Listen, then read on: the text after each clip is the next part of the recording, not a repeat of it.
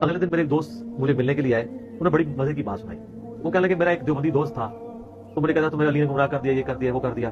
کہتا کہ ہوا یہ ہمارے علاقے میں انہوں نے نا، کیونکہ مسجد دیوبندیوں کی میں نے بات کی تھی، ہم متولی تھے وہاں پہ، فضائل مال کہتا ہے میں نے پہلی دفعہ لا کے رکھی تھی، اب ان کے لیے بڑی مصیبت تھی. تو کہتے میں اپنے علاقے میں واپس گیا تو انہوں نے 1 مہینہ پہلے ہی نا ایک کراچی میں کوئی دیوبندی مفتی تھا مناظر، اس کو کہا کہ تم 1 مہینہ تیاری کر لو، تمہارا مناظرہ کرانا ہے. مناظرہ ایک اسکول ٹیچر کے ساتھ، وہ بھی سائنس ٹیچر، عربی کا ٹیچر نہیں، سائنس کا ٹیچر. لیکن جو ہمارے لیکچرز دیکھتا ہو تو اس کو انجینئرنگ بھی آ جاتی ہے. وہ کہتے نہیں 1 مہینے کے بعد، خیر کہتا میں نے اپنے پوری مسجد کمیٹی کو، امام مسجد کو، اپنے لوگوں کو بٹھایا، وہ بھی پوری تیاری کر کے، ان کو تو پتہ نہیں تھا کہ ہونے کیا والا ہے. تو کہتے میں نے ان سے کہا کہ یہ بتائیے کہ ہماری جو گفتگو یا مناظرہ یا مجادلہ جو کچھ بھی ہوگا، اس کی بنیاد کس کے اوپر ہونی چاہیے؟ اہل سنت کے منہج پہ. انہوں نے کہا جی.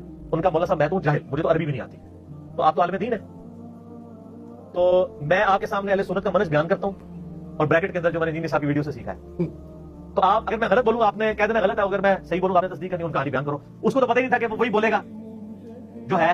ان کا جی سب سے پہلے کتاب اللہ سے مسئلہ دیکھیں گے، اس کے بعد سنت سے، سنت سے نہ ملے تو اجماع امت سے، اور اجماع سے نہ ملے تو قیاس کریں گے. اس کی تو بچے گل گئی. ٹھیک ہے، اس نے کہا یہ اہل حدیث، اس نے کہا میں اہل حدیث تو نہیں ہوں، میں تو کتاب و سنت کو فالو کرتا ہوں.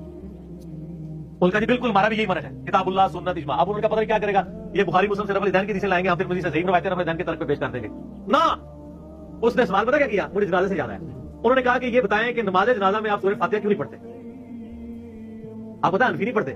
تو اس نے کہا کہ نماز جنازہ میں تو ثنا ہے، اس میں تو سورہ فاتحہ نہیں ہے. انہوں نے کہا جی بخاری مسلم میں حدیث ہے کہ جو فاتحہ نہیں پڑھتا اس کی نماز ہی نہیں ہے، تو نماز جنازہ ایک نماز ہے، یہ کیسے ہو سکتا ہے اس میں فاتحہ نہ ہو؟ کہتا نہیں ہے اس میں. ان کا بتائیں کہاں لکھا ہوا ہے کہ نہیں ہے؟ کہتا نہیں آپ بتائیں کہاں لکھا ہوا ہے کہ ہے. اس نے کہا جی ہے، صحیح بخاری کھولی. ٹھیک ہے، وہ کہتا ہے بخاری تو میں 25 سال سے پڑھا رہا ہوں. ان کا سر بخاری میں سے میں بھی آپ کو نکال لیتا ہوں کہ عبداللہ بن عباس رضی اللہ تعالیٰ عنہ نے جنازے کے دوران اونچی آواز سے سورہ فاتحہ پڑھی، اور فرمایا میں نے اس لیے پڑھی ہے تاکہ تمہیں تعلیم دوں کہ نبی اسلام کی یہ سنت ہے، آپ کا یہ طریقہ ہے سورہ فاتحہ پڑھنا.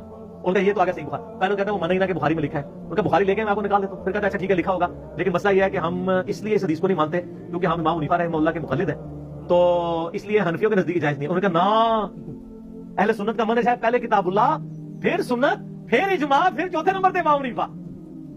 ہائے ہائے ہائے ہائے ہائے، پھنس گیا.